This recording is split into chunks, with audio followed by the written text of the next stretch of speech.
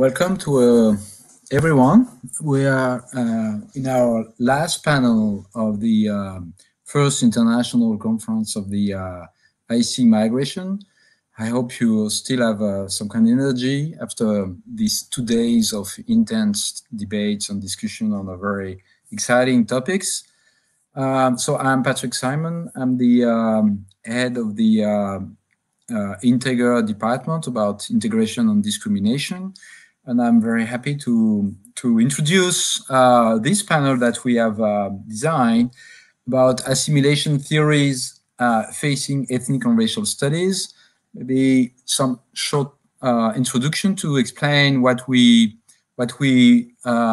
intend to talk about during these 2 hours we're having together, and with the 3 presenters that we invite, and we are very honored that they accept to participate. So the first key speaker would be Tomás Jiménez, and I will say some word of introduction later about him, from Stanford University, and then Mirna Safi, who is from the Sciences Po Observatoire Sociologique du Changement.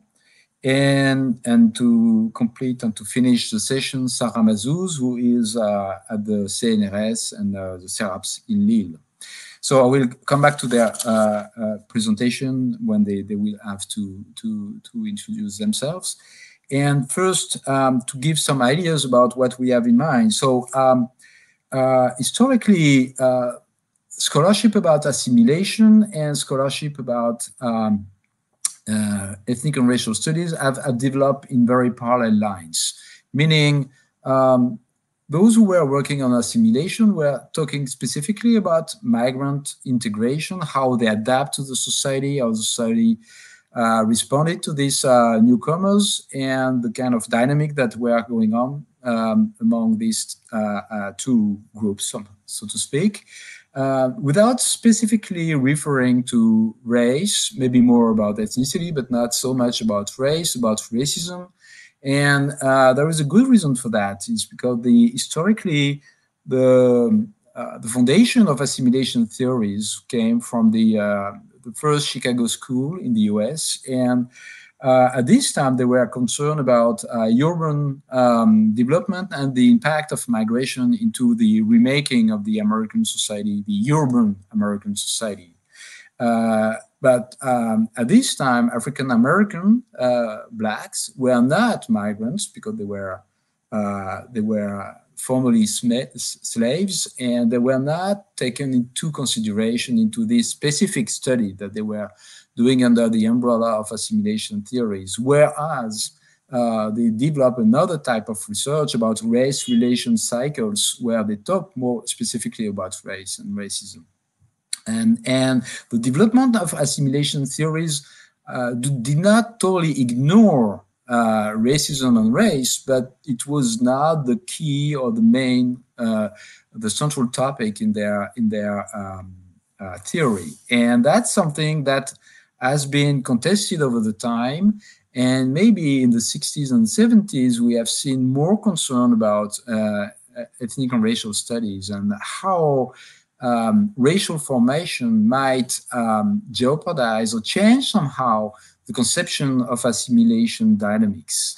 What does it make? What difference does it make when you take into account race and racial inequalities into the picture when you talk about assimilation? And so if you enlarge the question, how migration studies do gain from incorporating concepts and insights coming from racial studies, who are more concerned about internal stratification based on race in multicultural societies. And specifically in Europe, when it comes from the history of the coming from the colonial history that we have heard about in the previous panel from our colleagues, historians. So that's the baseline. And to talk about that, I'm very happy to welcome Tomás Jiménez, who is professor of sociology in comparative studies in race and ethnicity at the Stanford University.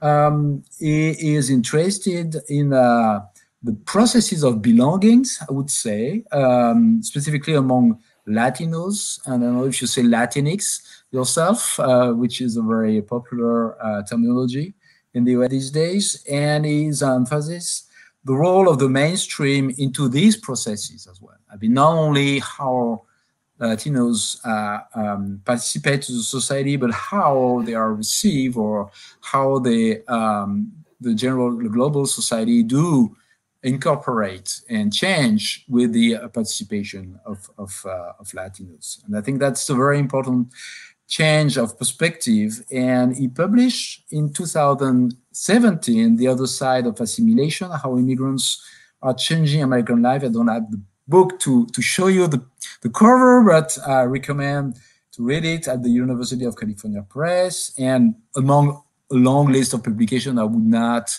mention. And now he will present his paper about the, oh, I don't have the title of the paper. I'm sorry, I should have written it. But you will say directly what is your paper. So Thomas, you're on. Thank you. Thank you, Patrick, for that introduction. I first want to make sure that you can see my screen. Patrick, can you let me know whether you can see my PowerPoint? Yeah, perfect. Okay, great. Well, the title today is Immigration, Assimilation, and the Changing Racial Landscape. And Patrick mentioned that the study of immigration and the study of race and ethnicity have developed in somewhat parallel. I see myself as somebody who comes from both of the traditions, that is the sociology of immigration and immigrant assimilation, integration, incorporation, and also in the ethnic studies tradition. And so you'll see me try to put those two traditions together in some ways in this talk. And the talk is actually not going to be about the Latino population in the United States. Instead, I'm going to be talking mostly about the white population and white racial identity and what immigration has done to white racial identity historically and in the contemporary period. And before I proceed, I do first want to say thank you very much for inviting me to join you. There are so many things to lament about our current situation with the pandemic. Knowing that I could be in France right now for me might be one of the biggest laments personally of this pandemic, notwithstanding, of course, the tragic situation that so many people find themselves in. And so let me proceed. So here is the roadmap for my remarks in the next 20 minutes or so. So I want to make the argument, and I hope that you come away with the notion that immigration forces reconsiderations of racial identities in host societies. So it's not so much that immigrants land in a host society and fit into the pre-packaged racial categories that already exist, but instead immigrants can come to a society and change the conceptions of those racial categories. I'm going to start by talking about some general framework that leads me to that conclusion. I'm going to then, in a second part, talk about the history of immigration in the United States and what the historical immigration has done to notions of white racial identity. And then I'm going to spend a lot of time talking in the third part of my remarks about how white racial identity has splintered in the contemporary period. And part of that splintering has to do with the presence of such a large contemporary immigrant population. So let me just start with a caveat and a definition. I have some caveats and definitions here at the title of the slide, but it's really one caveat and one definition. So the focus, this is the caveat here, will be in the United States. And as I mentioned, I'm going to be talking about white racial identity. I think it's important to define what I'm talking about when I talk about race. I'm talking about a social category based on physical characteristics believed to be inherent and situated in a hierarchy of racial groups. And so when I talk about the white racial category or white groups or white racial identity, white is a type of racial category. And so I just want to be clear about that. So now we can kind of proceed with the substance. So I start the way that I think about immigration with the framework that Christian Jabke laid out in the late 1990s, saying that immigration was a challenge to the nation state. And I think that immigration challenges so many conceptions of belonging, and race is one of them. That challenge registers in debates that we have in the United States and globally about immigration. And the debates tend to focus on three kinds of questions. Who are they, being the immigrants? Who are we, meaning the host, the established populations already in a particular society? And can or should they, the immigrants, become like us? And when we talk about the they and the we and the us in the immigration debate, we're really talking about whether they and we can coexist in a common nation. Can we coexist as a people who make a set of claims to a political identity and culture? Can we coexist in a class-divided society? And most societies are heavily divided by class. The United States is more divided by class than it has been in over 100 years. And the we and the they and us also involves racial categories. Where do immigrants fit in with the racial categories? And how do immigrants, and this will be the focus of my remarks, change our notions of racial categories, their meaning and their salience? And we answer those questions as a society, and I think we also answer those questions analytically when we focus on the demography of immigration and the prevailing ideologies that guide how people make sense of immigration-driven change.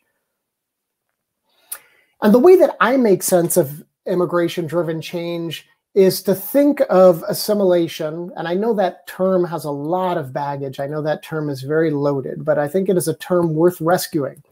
And I think of assimilation as a multi-directional process, which is a departure from traditional notions of assimilation, which, borrowing from the language in the previous slide, treats the they as becoming like us. It is essentially a theory in social science. It also can be a prescriptive ideology, but in both senses, really the purpose is to examination whether and how immigrants and their descendants become more similar to a host society. I depart from that tradition, and I take my cues from Alba and Nee's theory of new assimilation, and then I have tried to refine that theory to some degree, where I think about the they and the us becoming more like one another. That is, immigrants and the societies they encounter, the individuals they encounter who are established in a society, become more like one another through a process of mutual give and take, back and forth volley of adjustment and readjustment, such that over time, across generations, immigrants, the previous descendants of immigrants and the well-established members of a host society come to a kind of consensus on what it means to belong. I think that process is relational. It's also contested. It isn't by no means a smooth process. It is a bumpy process. And it's with that framework that I think about how immigrants have changed racial identity in the United States. And I think that they have changed racial identity, in particular white racial identity, in two ways. By becoming a kind of comparison set that hardens notions of white racial identity, but also through a process of assimilation, contributing to a notion of white racial identity. So in the first response, white racial identity hardens, it becomes reified. And the second, more long-term response, white racial identity expands and softens to adapt to immigrants who've contributed to it. So let's talk about the hardening of white racial identity in response to immigration. And I'm going to talk historically about how this has happened. So in the late 19th and early 20th century, the United States experienced a large influx of immigrants from Southern and Eastern Europe. There were also a substantial number of immigrants coming from China in the late 19th century, and then also from Japan in the late 19th century. And then in the early 20th century, we had a large wave of immigrants who started coming from Mexico.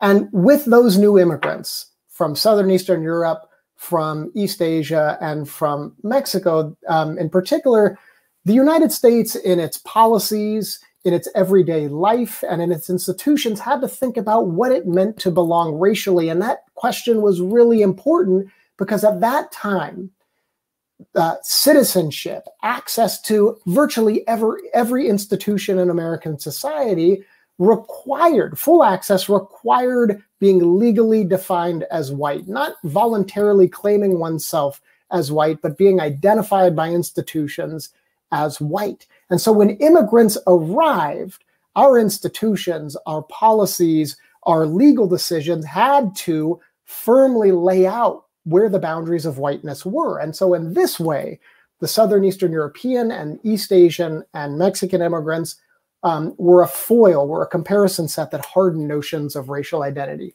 You certainly see it in the policies that the United States passed in the late 19th and early 20th century. In 1882, we passed a law that excluded Chinese immigrants. The Chinese Exclusion Act is the only bill passed in the United States that explicitly names a single racial category for exclusion. In 1907, the United States and Japan came to what is known as the Gentleman's Agreement, where the United States agreed to desegregate schools in San Francisco, where children of Japanese immigrants and Japanese immigrants were put in segregated schools, so long as Japan agreed to stop issuing passports for Japanese immigrants to come to the United States. It was an agreement. It was not passed through the legislative process, but it was a de facto exclusion of Japanese immigrants. And then in 1924, the United States passed the National Origins Quota Act. And this policy restricted heavily, in no uncertain terms, immigration from Southern and Eastern Europe out of a fear that Southern and Eastern Europeans were contaminating the good, and I'm putting this in quotes, the good Northern European gene pool. That bill also excluded anyone who was not eligible for citizenship from immigrating. That included anyone who was not legally white. It excluded East Asia. I should note here as a side note, since much of my research focuses on Latino population, Mexicans were considered legally white at this time, although de facto they were not white. That's a whole nother talk that I won't go into here. The way in which immigration served as a comparison to hardened white racial categories appeared in our Supreme Court decisions. They're two very famous decisions in the United States that showed not only the way that white supremacy infused virtually every aspect of American society, but also the ways in which notions of whiteness as they were instituted in law could be based on pseudoscience, but also based on what the law said was common sense. And so let me give you the two most famous examples. In 1922, Takeo Ozawa, Japanese immigrant and World War I veteran who fought for the United States, sued the United States for citizenship. He was ineligible for citizenship because he was considered legally not white. But he said to the US Supreme Court, if you look at me, I look really white. And I have a picture here of Mr. Ozawa. He said, if you look at me, I look really white.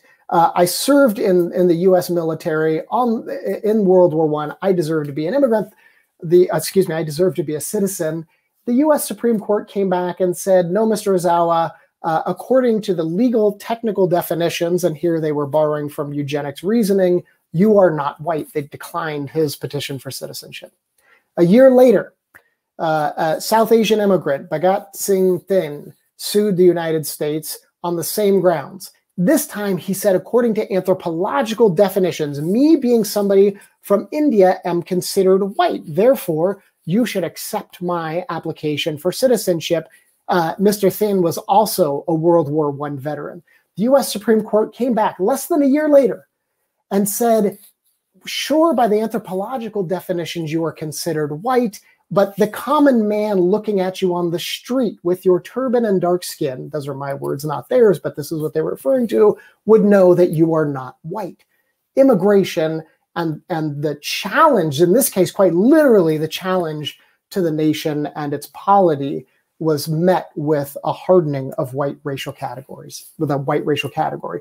And we see it, and there are libraries of scholarship about the way that other institutions, including labor unions, religious institutions, and schools, in deciding how to meet the way that immigrants challenge conceptions of race, met it with a hardening of racial boundaries. But over time and across generations, in spite of of the consternation in the United States, particularly about the Southern and Eastern European immigrants, there was a great deal of assimilation. And that assimilation meant that and I'm talking here in particular about the children and grandchildren of the Southern and Eastern European immigrants, but there was a good deal of upward social mobility, a good deal of intermarriage, a movement out of ethnically concentrated neighborhoods and into suburbs. And what resulted in terms of the white racial category was a softening of the category. The boundaries expanded to include what we now call the white ethnics.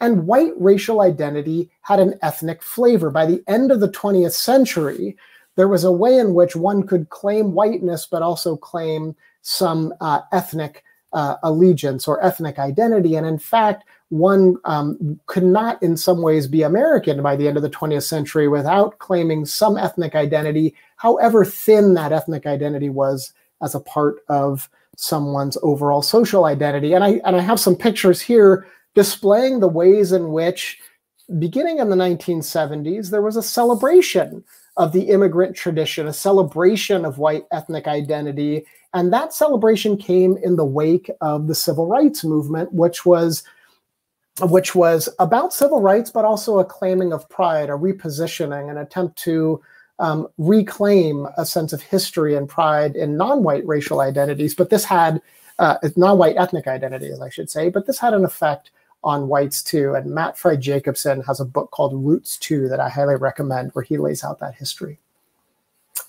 Okay.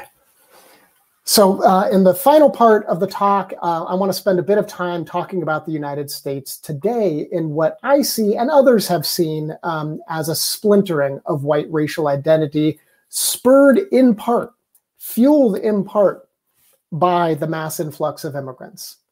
So today in the United States, immigrants are not coming principally from Southern and Eastern Europe.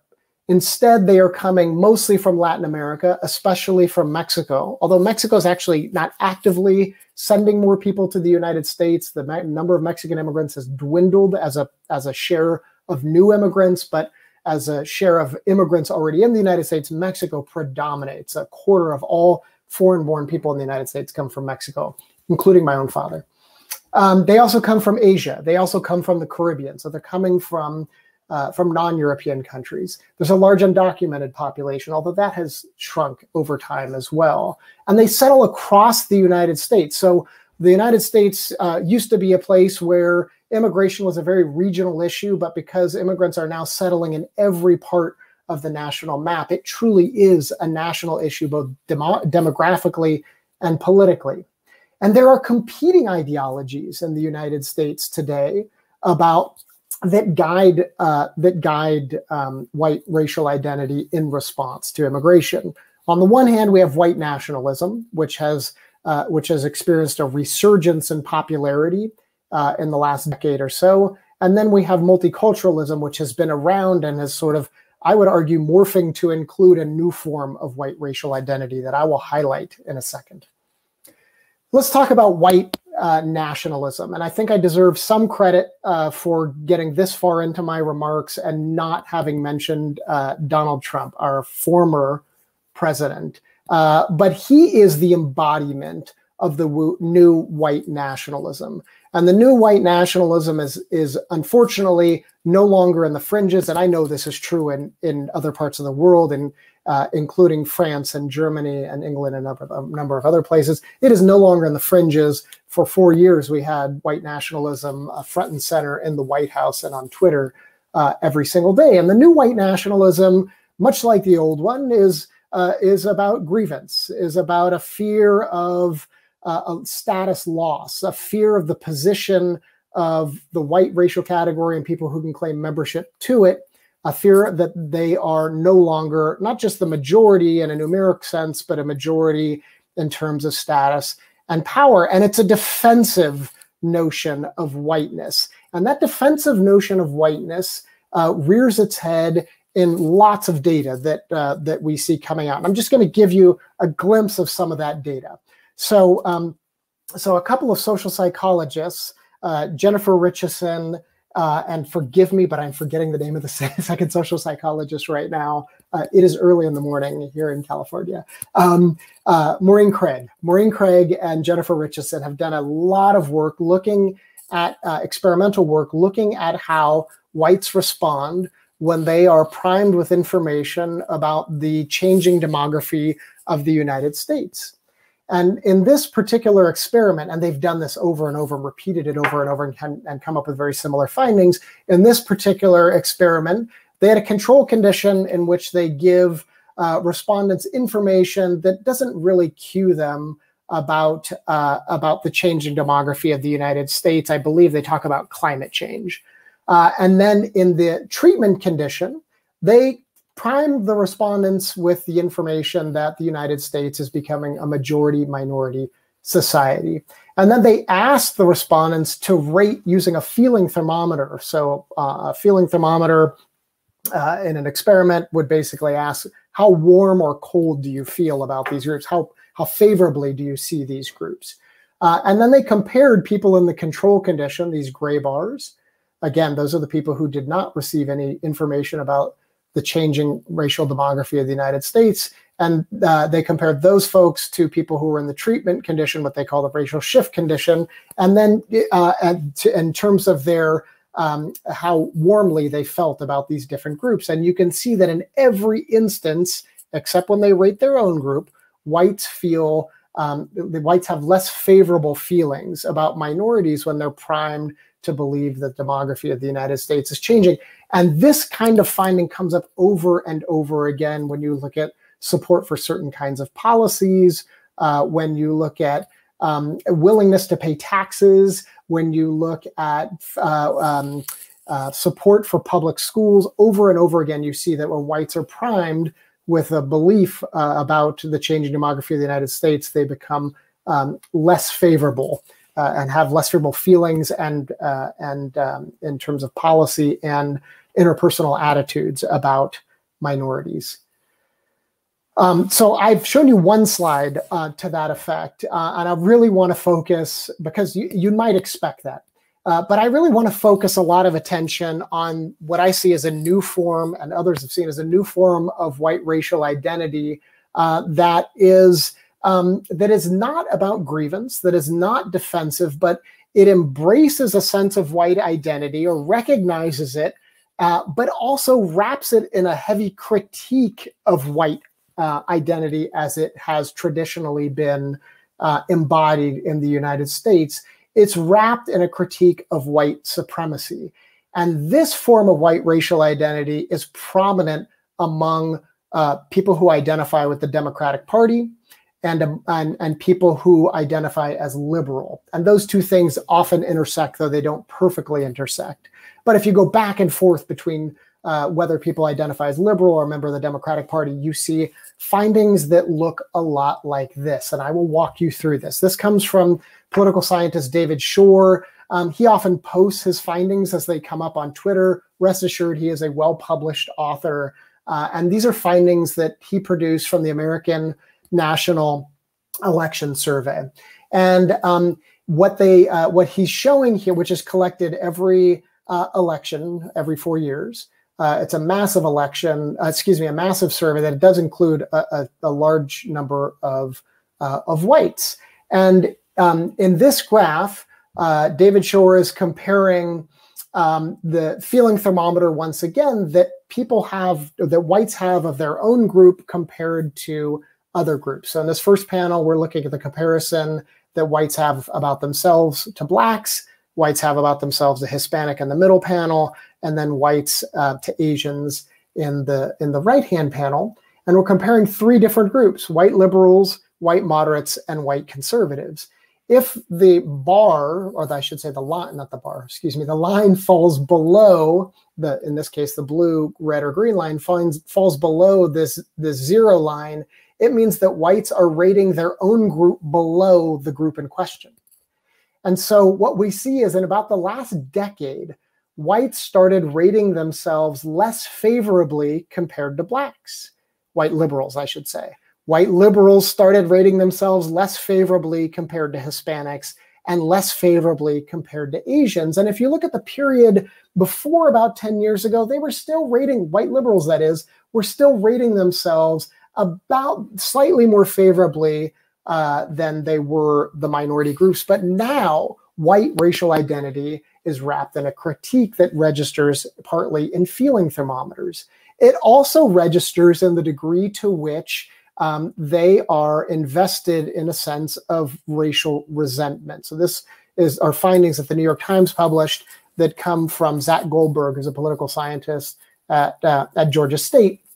And Zach Goldberg has paid a lot of attention to white liberals. And here he is looking at changes in response to a classic question tapping in to white racial resentment. And the question is, or I should say the prompt is, Irish Italians, Jewish, and many other minorities overcame their prejudice and worked their way up. Blacks should do the same without special favors. And then he tracked the response to this question on the General Social Survey over time and divided the sample up into white moderates and conservatives, white liberals, and blacks, and looked at the percentage people who disagree with this statement. And what we see, once again, is starting about 10 years ago, white liberals changed their views pretty dramatically, such that white liberals are now less likely to agree with this statement than African Americans in the United States, and unsurprisingly, far less likely to agree than white conservatives or moderates. Racial resentment on the decline among white liberals. This is data that the New York Times published, put together by Eric Kaufman, who, by the way, has a fabulous book that makes many of the same points that I'm making here. But this looks at attitudes about immigration. And again, tracking it over time, this is a question that, that Gallup has asked for a very long time about whether people would like to see the same level of immigration, more immigration, or less immigration. And this is the percentage from white Democrats, minority Democrats, Black Democrats, and white Republicans who would like to see more immigration. No group would like to see more immigration than white Democrats. 56% say they would like to see more immigration, a trend that, again, started about a decade ago.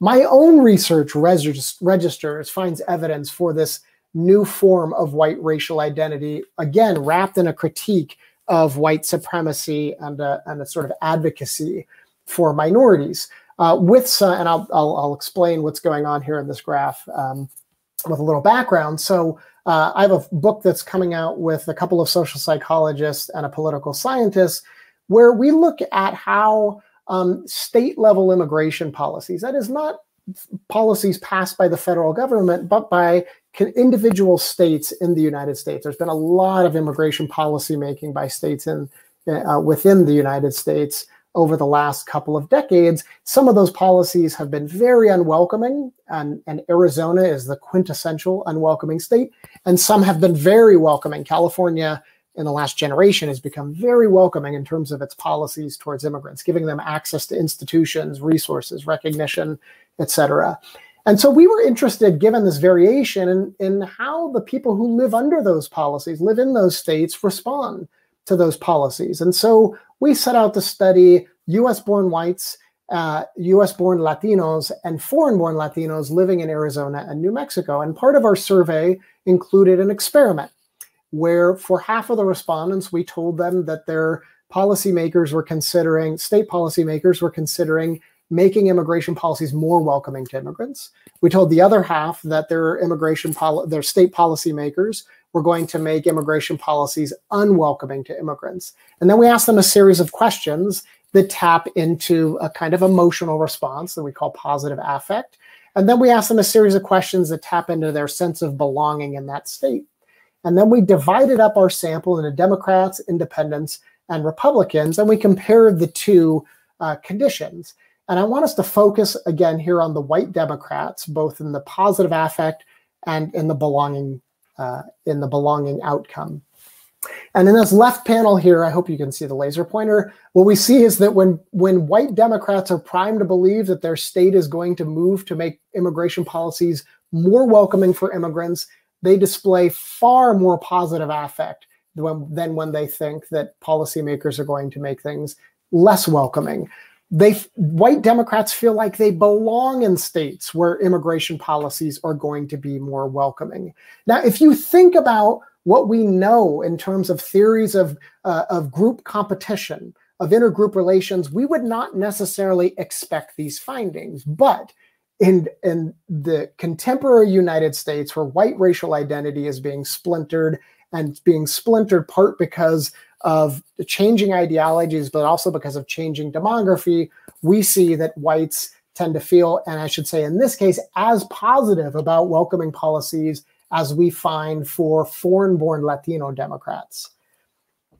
And I want to give you a flavor of how people are making sense of this in their daily lives. We interviewed people in New Mexico and Arizona to let them speak about their feelings of belonging outside the context of the constraints of the survey. And so Nicole Cottrell, a 40-year-old lobbyist, she's a registered independent in Arizona, a self-described very liberal individual, was talking about why she goes and protests Donald Trump. And I'll just read you the first part of this quote in the interest of time. She said, "I just feel like it's my duty to go and protest Trump. There are people that can't go or people that wouldn't be safe. But as a middle-aged, middle-class white lady, I'm pretty safe around the police, so I'll go. I call it white people work." And she chuckles a little bit. We have to go and do that white people work for other people that maybe can't. Okay, and I mentioned, so historically I mentioned that immigration softened notions of white racial identity. The white racial category expanded to include groups that had previously been excluded, such that by the end of the 20th century it had an ethnic flavor. The question is that happening again? The answer is we don't know. There is not enough time has elapsed, but Richard Alba has done some work looking at the children of one Latino, one white, one Asian, one white, and one black and one white parent. So these are mixed kids, and looked at their outcomes and has found that children of Asian and white and children of Latino and white have many of the same socioeconomic outcomes that parents of the children of two white parents have, suggesting that at least in terms of access to resources, that that children who have mixed ancestry with Latino and that includes Latino and Asian ancestry are in some ways exhibiting the trappings of whiteness. That's not true for children who have black ancestry. The divide, the color line, as W.B. Du Bois described it, is still quite rigid when it comes to access to rights, resources, and institutions for the country's black population. So let me wrap up, and I think I may have gone longer than I had anticipated. I want to make just leave you with just points that I hope you take away from this talk. And the first is a kind of framing that immigration and assimilation involve changes to racial categories. That immigrants are foils, that is, they can kind of harden white racial identity and racial identity in general, but they can also infuse white racial identity with new inflections. And the process today is unfolding in such a way that there's a splintering of white racial identity, and that splintering is along party lines. And then finally, if this is more of a point that has less to do with the data and more to do with our general approach to making sense of these issues, but I think we need fewer hot takes, that is, fewer kind of off-the-cuff reactions to changes that are taking place, and more social science. And that might seem obvious, but I think the obvious take, especially looking at the United States from afar, would be that the United States, especially under Donald Trump, was kind of hurling towards a sort of retrograde notion of belonging. And the reality is that belonging in the United States, like any place, and even notions of whiteness, are highly contested, and you would only see that if you were not so inclined to orient yourselves towards the hard take and more towards the social science. Thank you for listening, and I'll conclude there. Thank you, Thomas, and thank you so much for this thought-provocative conclusion somehow. And I assume it speaks to Europe and specifically to France, even though we are more in the dynamic to discover whiteness than to reshuffle or redefine whiteness. But that's, I mean, the parameters are pretty similar.